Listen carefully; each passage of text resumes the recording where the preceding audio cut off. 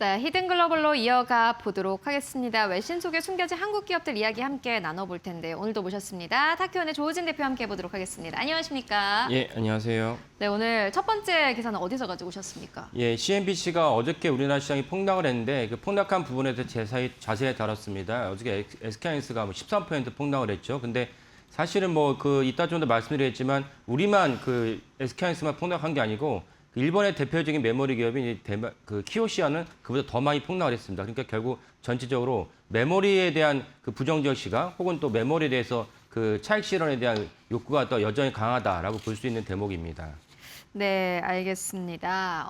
CNBC의 기사 가지고 오셨고요. 글로벌 반도체주가 어제부터 오늘까지 동반 약세를 보였습니다. 아마 좀 많은 분석들이 나오고 있습니다. 이게 결국에는 좀 크게 올라온 상황 속에서 약간의 가격에 대한 좀 부담을 느끼고 있지 않을까 하는 생각이 드는데 이 기사에서는 어떤 내용으로 지금 폭락의 이유를 꼽고 있습니까? 예.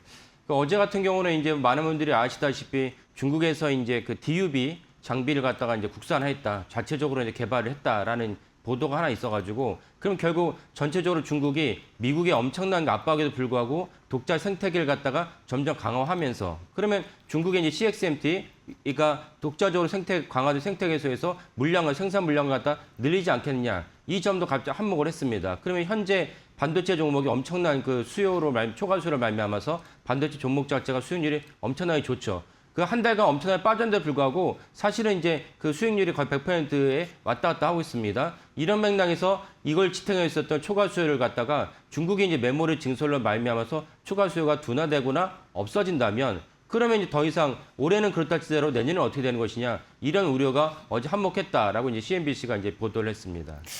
네, 알겠습니다. 그렇다면은 이게 이제 결국에는 시장에서 가장 걱정하는 게 중국의 영향력 확대입니다. 간밤에 나온 뉴스들도 여러분들 보시면 다들 좀 느낌이 오실 것 같은데 미국은 결국에는 중국을 견제하기 위해서 지금 많은 정책들을 내놓고 있는 상황이고 결국에는 AI 이 경쟁에서 이 전쟁에서 중국으로부터 이제 이겨야 하기 때문에 꽤 많은 돈을 쏟아붓고 있는 상황이거든요. 일단 시장에서는 중국의 영향력이 확대되고 있다라는 부분에 대해서 가장 큰 걱정을 하고 있습니다. 어떻게 보세요? 예. 어제 같은 경우 이제 DUV 장비를 개발했다는 것이 이제 어떤 의미인지를 좀 자세히 살펴볼 필요가 있는데 DUV 장비라는 거는 DUV나 EUV 같은 건 뭐냐면 반도체의 이제 회로를 갖다 그리려면 리소그래피라고 하는데 우리말로 노광이라고 하죠. 그러니까 빛을 갖다가 쪼여진 빛을 갖고 이제 옛날에 이제 미술 시간에 판화를 하듯이 그렇게 해서 선폭을 이제 반도체 회로를 그리게 됩니다. 근데 DUV는 선폭이 얼마냐면 193나노입니다.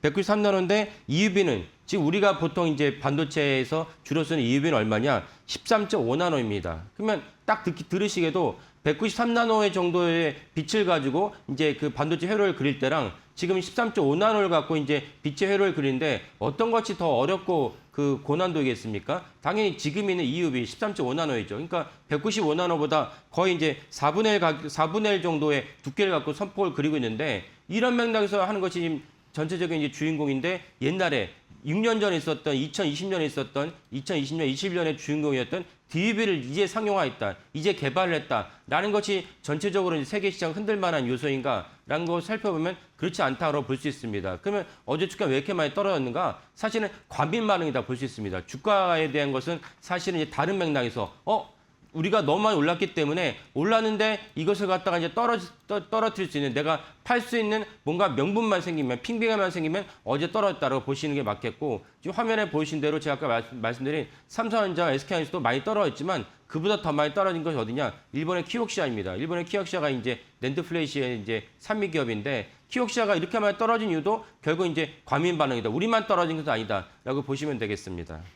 네, 알겠습니다. 그럼 키워드 한번 열어보도록 하겠습니다. 키워드는 중국 주가 약세의 원인이라는 키워드인데요. 그렇다면은 중국만이 주가 약세의 원인일까요? 아니면은 또 다른 원인이 있을까요? 예, 다른 원인으로 이제 대두되는 것이 사실은 이제 실적이 계속 호실적이 나와도 호실적이 하루 정도만 가고 계속 떨어진 이유 중 하나가 무엇이 있느냐? 아까 말씀드린 차익 실현 욕구가 강하다는 것도 있고 두 번째 무엇이 있느냐? 지난번에 이제 구글 알파벳의 실적 발표가 이제 또 하나 결정타를 매겼는데 뭐냐면 알파벳은 되게 실적이 좋았어요. 하지만 알파벳의 재무제표를 뜯어보니까 FCF, 잉여 현금 흐름이죠. 잉여 현금 흐름이 2004년 이후로 처음으로 마이너스를 기록했다는 것입니다. 왜?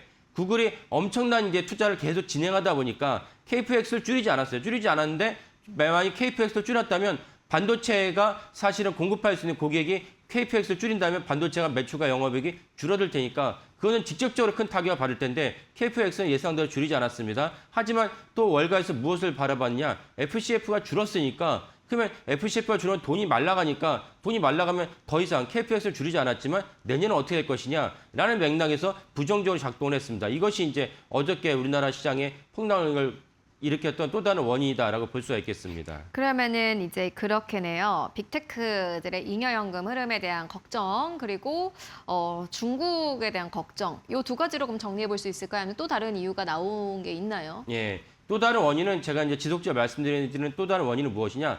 결국은 세계 시장의 큰 손들이 이미 상반기에 엄청나게 투자를 해서 수익률을 거뒀습니다. 그러니까 그들 입장에서는 더 이상 수익률을 갖다 목표치를 채웠는데 내가 이 종목을 들고 있을 필요가 없다라고 내부자 판단해서 계속 틈만 나면 이제 차익실을 하고 있다고 보시면 되겠고 블룸버그가 어저께 뭐라고 보도를 했냐면은 이미 한 종목 이렇게 많은 투자자들이 몰리면 그러니까 SK하이닉스, 삼성전자를 비롯한 반도체 종목을 말한 것이죠. 그렇다면 투자자들은 악재를 갖다 기다리지 않고 진짜 실제로 악재가 아니고 차익 실현을 위한 명분이 생기기만 하면 이제 매도를 한다라고 이제 블룸버그가 썼습니다. 저는 이것이 전체적인 시장을 갖다가 더 장악하고 있다 보고 있고 그래서 오늘 SK하이닉스가 이제 그 장 시작 전에 이제 2분기 잠정 실적을 발표할 텐데 호실적을 예상합니다. 호실적에도 불구하고 아까 말씀드린 대로 길게는 하루, 짧게는 반나절 정도만 지속되지 사실은 이거보다 더 큰 요소가 내일 FOMC가 만약 금리를 인상을 하는데 인상을 할 수 있죠. 25bp를 인상하는데 인상을 하더라도 매파적으로 예를 들면 인상이 이번 한 번이 아니고 하반기에 더 있어 이렇게 발언을 하면은 주가에 더 안 좋게 작용할 것입니다. 그래서 실적도 실적이지만 내일 FOMC가 시장에 더 중요하게 작용할 것이다. 근데 오늘 하이닉스는 호실적을 발표할 것이기 때문에 그러면 적어도 오전 정도는 이제 주가가 이제 올라가지 않을까라고 예상을 할 수 있겠습니다.